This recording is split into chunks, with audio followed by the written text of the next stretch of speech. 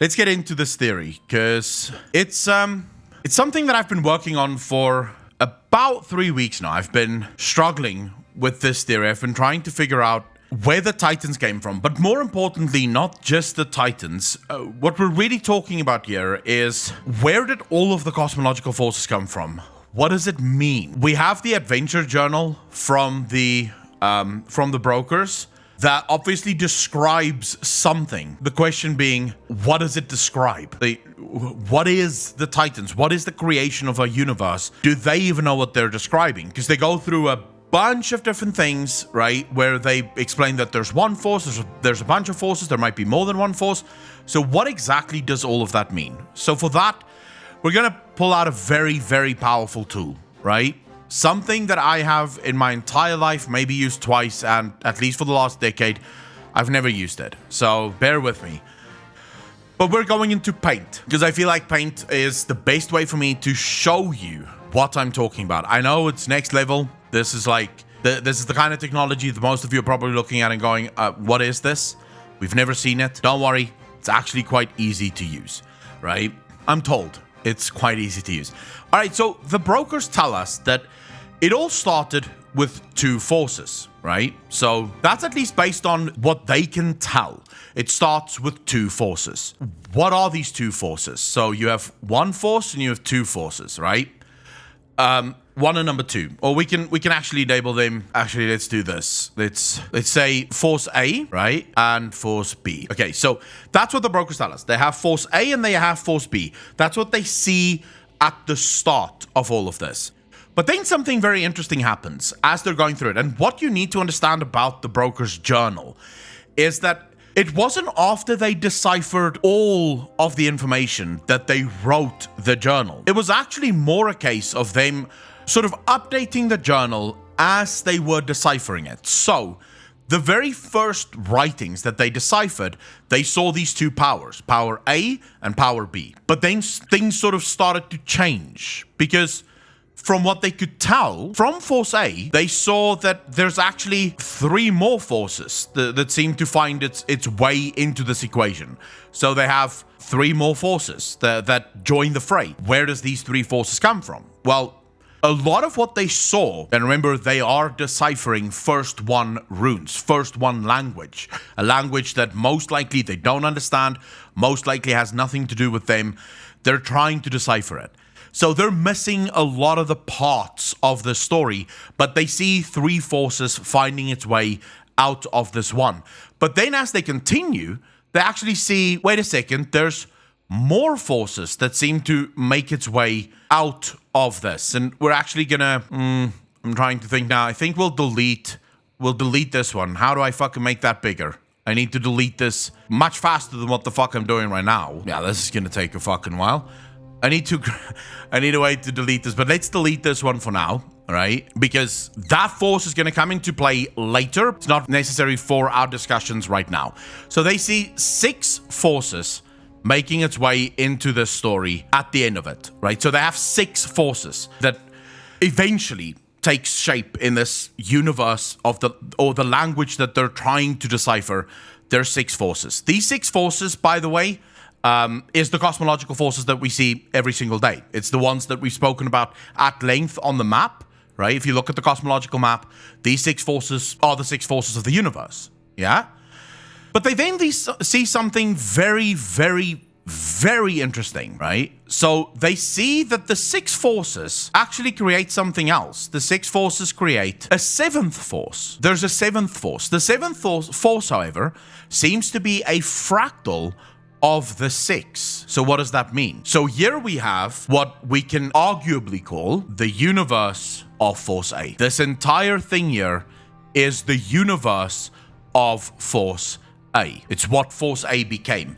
We'll get into how this became, but that's the theory. Whenever I do that massive thing of 6 forces becoming 1, 1 becoming 3, 3 becoming 6, 6 becoming 7, that's the theory. Is there anyone that has any questions? Is there anyone that sort of still feels lost? And the reason I had to go through this is I get so many people who constantly ask me, dude, can you explain this? Can you actually explain what the fuck you're talking about? Because we don't know. We don't understand this. Is there anyone that needs any explanation? Hopefully not, but you know, you never know. It makes sense. Okay. So these forces can actively be looked at as we have light, right? And I'm not going to put them in order because it doesn't need to be in order. We have void, we have life, we have death, we have order, and we have chaos or foul, right? This is the forces of the universe. And right here in the middle, we have reality. Okay? These are the forces of our universe. If you can't see what's on the screen right now, it doesn't really matter. You don't really need to see it. All you need to know is that there are these 6 forces and they matter, right? So at the center of this, you have reality, and all of these 6 forces sort of seem to be a fractal. Now, what is a fractal? A fractal is a never-ending pattern. Fractals are infinitely complex patterns that are self-similar across different scales. They are created by repeating a simple process over and over in an ongoing feedback loop. Driven by recursion, fractals are images of dynamic systems, the pictures of chaos. So that's effectively all you have to understand. The 7th power that they refer to here, the reality of the universe, is chaos. But it can also be something else. So it can be chaos, but it can also be the fractal of the 6. In other words, it's the culmination of the interference of the 6, or it's the creation of the 6 through consistent processes, right?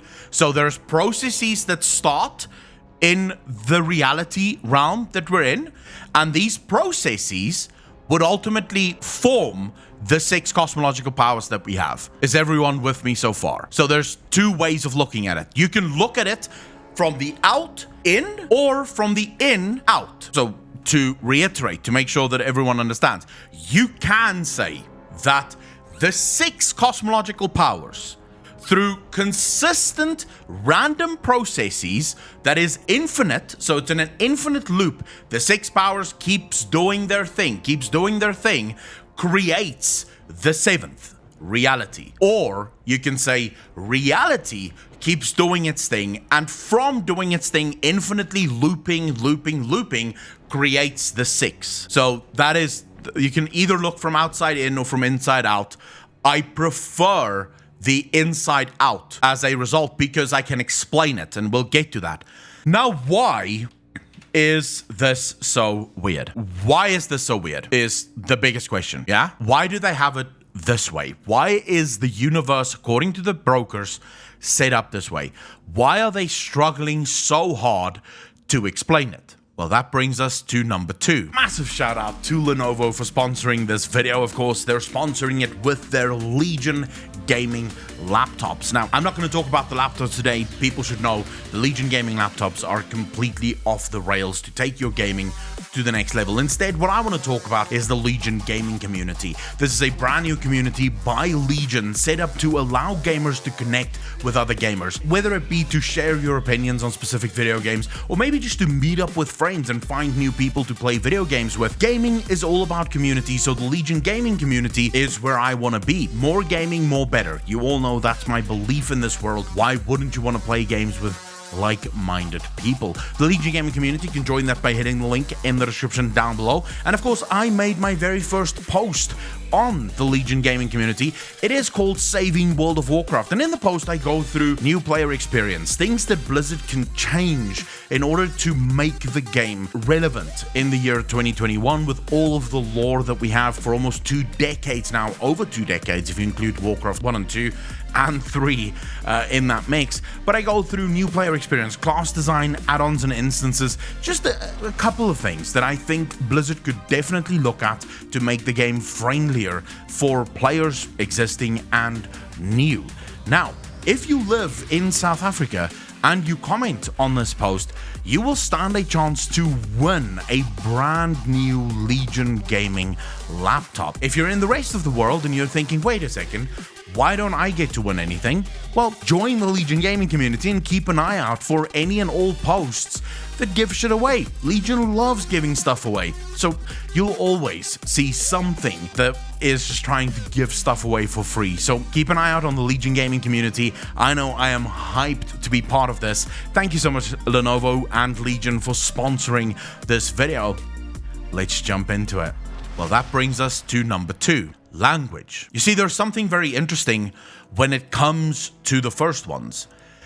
We're told in the Grimoire of the Shadowlands that the Titans' language does not differentiate or distinguish between the words order and creation. In their language, this is the same, it doesn't matter, right?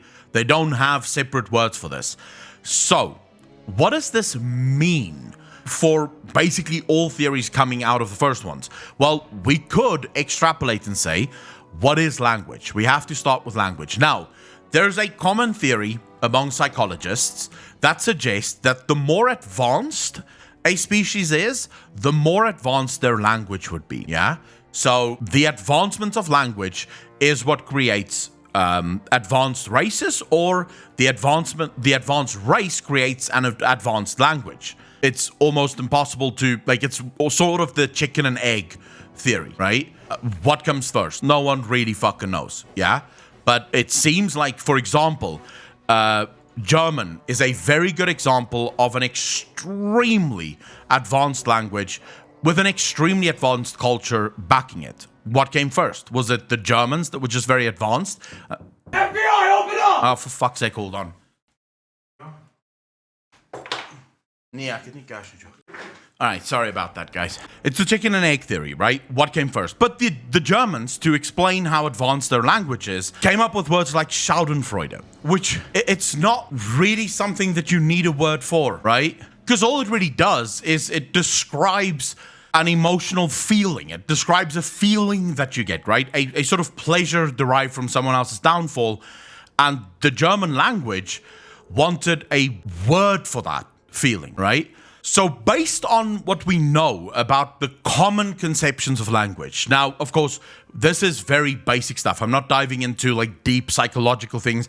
This is not the kind of video. If you want a deep psychological breakdown, go find another channel. We're talking about World of Warcraft lore, but I had to explain it because based on that theory of language, in other words, advanced cultures will have advanced language, and it's a chicken and egg theory. What can we say about the first ones? Well, we can't necessarily say that the first ones weren't advanced because they're clearly more advanced than us. But based on the fact that like basic things such as creation and ordering basically having the same word in their vocabulary, we could say that they didn't have much of a need for expression, right? So for them, they didn't see the need to have every single concept extrapolated. It wasn't how they communicated. Perhaps they have a very different way of communicating. Perhaps the first ones actually communicated through telepathic means or whatever. We can't remember. Is it telepathic? I think it's telepathic, right? When you're communicating just through brainwaves.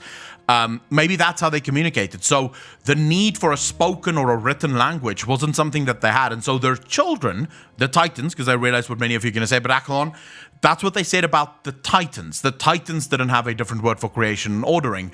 Yes, but the Titans being, as we already explained, the children of the One, right? So the Titans are the children of Force A, would mean that their language would have been inspired by Force A. So unlike the original first ones that didn't need language because they could communicate in different ways, they did give their children bits of language, right? So that their children could communicate because their children couldn't communicate the same way that they do. And therefore their children had certain limitations to their language because of, you know, just not ever having a need for language. Their parents didn't have not having a need for language. Okay, so you need to understand this because it's going to become important later on. Let's talk about the fractal seventh, because that to me is the most important part of this theory, reality. According to what the brokers found, the seventh power is either, like we said, the result of the six, or it's the reason for the six. I like the second theory. The second theory. I like the idea of the 7th power, reality, being the reason for the 6, and I can explain it actually. What is reality? What lies at the heart of reality? Is there anyone that would like to comment on that? What lies at the very heart of reality? The answer is anima. What is anima? What is anima? Anima is, as far as I can tell, arcane. Anima and arcane is, to my mind, synonymous with one another. Arcane is, as we know, the building blocks of our universe. Everything contains arcane, and you can actually describe, right, how all powers come from arcane. So what is foul? For as an example, myself and Apocalypse in the most recent Lovecraft episode for patrons actually discussed sort of at length the idea of what is foul magic. Foul magic is when anima. So let's imagine, for example, we have an equation for arcane. Let's imagine that arcane is A2, right? So that's how you describe, if you were to put arcane on the periodic table, arcane would be A2, yeah? So it would be 2 parts arcane in equal balance with one another. So for that, we would say A plus A equals A2, yeah? So equals A2. That would be the theory for arcane. But what happens when you get A minus A? Well, what if A minus A would actually give you F? And I realize this isn't proper math, but I'm trying to explain. Every other force in the universe is a fractal of arcane, right? But it's not the whole of arcane. So all other powers of the universe is made up by something of arcane. So for light, the equation here might actually be something like A plus A plus A. So light actually has an extra bond of arcane, which makes it completely and utterly fucking, completely bonkers, right? It completely destroys it. It becomes completely order fucked, yeah? Foul is a destabilized version of arcane. So it's when arcane is broken up. It's when arcane isn't at its peak. It's not in order. It's not completely balanced. Then you get this sort of weird foul magic, which is still derived from arcane, but it isn't arcane. So do you understand why I favor the second part of the theory, or the latter theory? Why I favor reality being the reason for the 6? Because if you go by fractal, a fractal is the resultant state, right? So a fractal is a never-ending pattern. Fractals are infinitely complex patterns that are self-similar across different scales. They are created by repeating a simple process over and over in an ongoing feedback loop. All of these powers are exactly the same thing. They're just different patterns of the infinite loop of reality. Does this make sense to anyone? Or is there anyone that's sitting there going, no, Akalam, I think it's different? Counter DM. I mean, I was using it, I was literally trying to do it as quickly as humanly possible, just so that it would be explained, right? So yours would actually make more sense. So it would be arcane with a remainder or unknown variable that divides it into foul. So yes, it's when you have arcane. So you could have A plus A equals A2 minus or plus B1, right? So it's an unstable or an unknown variable that turns arcane into foul. So you can follow what you said. It makes sense for me. It does, but I lean that the 1 power is time.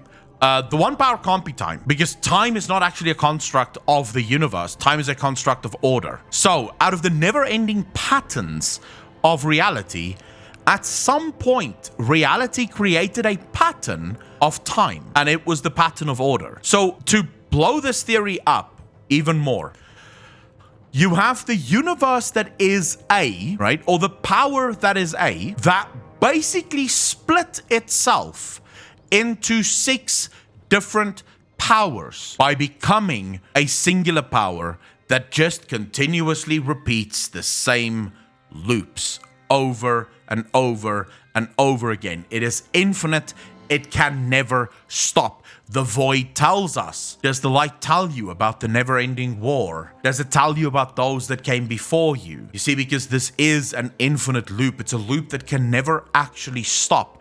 This is why Zovaal wants to stop it. You see, Zovaal wants to stop the infinite loop. By bringing all of these forces into domination, what Zovaal is hoping to do with all of this, right? So we'll open a new one. Yeah, you can save this, I suppose. Yeah, just fucking save it anywhere. Oh my god, can I just save this? Save it on desktop, it's fine. It's good. Okay, what Zovaal is hoping to do is he's hoping to take all of those 6 powers, right, that we just sort of painted there, yeah? So we have, let's do this. We have 6 powers, right? We have the 1 power in the middle. Let's do that. Make it look a little bit better. Oh my god, no. Stop taking my fucking things. All right, so he wants to take these 6 powers that we have here. That is all fractals of the reality. And we'll put all of, oh my fuck, that's not what I wanted to do. We'll put all of this in a nice little bow like that, right? That's our universe. This is our universe. It's universe A, right? So that's universe A. This is universe power A. He wants to take all of those powers, basically bring all of them under his domination. So he steps in and now he dominates the entire universe. So all of these infinite looping patterns, all of these patterns that's constantly recreating themselves into these 6 different forces, into the different forces that continuously fight for control, yet they can't fight for control. Let's make this very clear. These 6 forces can never take control of reality because they are actually the children of reality. They were born from reality. So even though they fight for control over reality, what they're actually fighting for is the ability to give themselves the upper hand. Because if they can control the very thing that creates, they can create ultimate power for themselves. Yeah? But they can't really control reality because reality is the very thing that controls them. This is why, by the way, the Titans... What do the Titans describe Azeroth as? When the Titans go to Sargeras in the Chronicles, what do they tell Sargeras about this planet that they just discovered? They say that this is the most powerful Titan that they have ever encountered. They've never encountered anything like this Titan. That's because this is nothing like them. You see, they are simple results of a never-ending pattern drawn by Azeroth. They are the result of patterns that Azeroth draws every single day. That's why they believe her to be the most powerful Titan they've ever encountered, because she's not a Titan. She's something else. She's something far more ancient and something far more powerful. What Zovaal is hoping to do is dominate the universe by dominating Azeroth. This is why he says, death comes for the soul of your world. This is why in the preamble, the pre-patch for Shadowlands, the Morsworn tells us the Banished One will claim what was his. You see, he believes that Azeroth belongs to him. And what he wants to do is this. He wants to take this power and make it this. So from here, we'll get this, right? This is now his domain. He is Zovaal. This is what he wants, right? This is exactly what he wants. He wants to control the universe. So now all 6 powers becomes 1. He is in control of the whole universe. It brings everything into order and there's no more fighting amongst them. But here's another interesting thing that we haven't even started talking about. Because while all of this is going on this side, we have Zovaal wanting to dominate all of A. No one's talking about this. Where's the second power? Let's go back to the brokers. The brokers say at the beginning there were 2 powers. There was power A, this is A, right? And there were power B, that's B. No one's talking about what power B is. What is this power? No, Elune is part of this system. Elune is in this system. Elune is part of this equation here. We haven't even started discussing power B. We haven't even seen anything that is power B. Now, I believe there's 2 possible answers to this. The Crooked Serpent in the map, in the Grimoire map, might be maybe a remnant of that. In other words, there used to be 2 serpents, the serpents eating each other's tails. So A and B used to be in absolute harmony, and at some point A removed B from the equation, because according to the brokers, this second power, this power B that we have here, seems to be outside the 6 and the 7. So these powers we have here, B is not inside of this. B is on the outside. B is here, according to the brokers. So you have basically 2 ways of looking at this, as far as I can tell. Either this A is light, right? So this is if we go by the maps, we have two maps. We have the Chronicles and we have the Grimoire of the Shadowlands.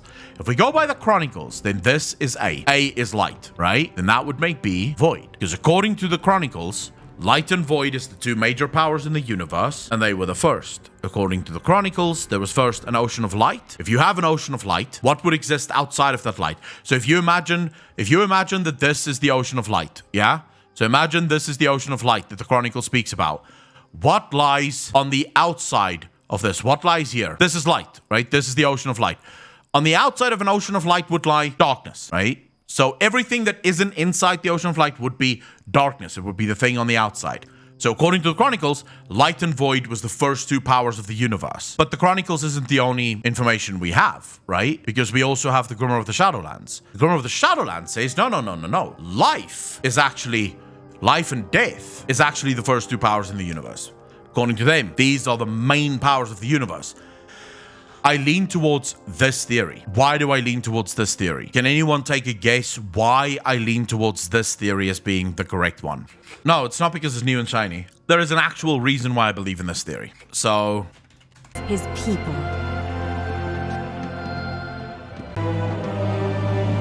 The vessel performed its part flawlessly. 3 keys remain. Then they will see. Death was never meant to be chained. Death was never meant to be chained. Now, your first reaction here would be, but Aklon, he is the previous arbiter of death. He functions within the world of death. He doesn't function within the world of true death. Because death in our universe is simply a particle of the cycle. It's not true death. There is no true death in our universe. Our universe has death as a simple fractal or a picture within the whole of the picture. It's just one part of another chaos pattern. And believe it or not, Steve the Newser actually explains this, and we just sort of always missed it, because he does say that the 6 powers serve to keep each other in check. This is what the chaos theory is within Azeroth, within the cosmological force. These 6 powers, because each of these 6 powers is the result of chaotic patterns, fractals within the universe, their chaos keeps each other in check. But there's no true death here. But it would also explain something else, something that I've been sort of struggling with for a while now, and it is the why. So I've been asking myself for a long time, why? Why would Zovaal, being the arbiter of the universe, being of the Shadowlands, the one that decides where all souls should go, obviously trusted by those that put him in power, why would he just suddenly decide, screw this universe? What could possibly have happened to make him realize that I don't like this, I want this to change? Well, what if you truly had an influence of death? So, life, the first one, the original power, power A, life, decides in their, shall we say, hubris, to exclude true death from the universe. And they build reality, and from reality, all of these other forces came into existence. Death is now excluded. Death is no longer part of the equation. But death isn't happy with not being part of the equation, because death was always meant to be part of the equation. It's what the clockmaker wanted, and we'll just make the clockmaker a bunch of fucking question marks. You don't have to worry about him, right? We don't know shit about him yet. Well, the only thing that could make a noble soul such as Zovaal, one who was literally in charge of making sure that death played its part, turn against all of this, would be the interference of another power, and it would be this one. So death was never meant to be chained. You were never meant to exclude true death from the equation. This is what he's trying to do. You see, by bringing the whole universe into one dominated fashion, B can be included again. True death can be part of the equation again. Because there's no way he's going to convince all 6 of the cosmological powers to allow death entrance again. But if he dominates all of them, he can bring death back. Does this make sense? Or did I just basically waste my time with Paint, A versus B, life versus death? Yes, Digit. Effectively. It was never meant to be life versus death, right? It was meant to be life and death working in unison. Zovaal the son of both? No, Zovaal is a son of A that was influenced by B, but he's not a child of both. At least I don't think so. But it is possible that Zovaal could be seen as the child of light and shadow, which would then make the previous theory true, right? The other part of this, that could be that this isn't life and death, but light and void. That is possible. Thus, I don't think WoW lore is uninteresting at this point. I think if you're extremely negative at the moment, and you're negative with WoW, and you're maybe disenfranchised with WoW, then sure, you might look at this and find it extremely uninteresting. I find these things extremely interesting, mainly because if this is true, it gives such rich undertones to future stories, right? But this is like what we're getting to here. And make no mistake, this video will be uploaded to YouTube, and it's probably not going to get many views, right? There's probably not going to be many people that watch this, because what I'm dealing with here is like a high level macro, like massive storytelling, right? We're dealing with cosmological powers.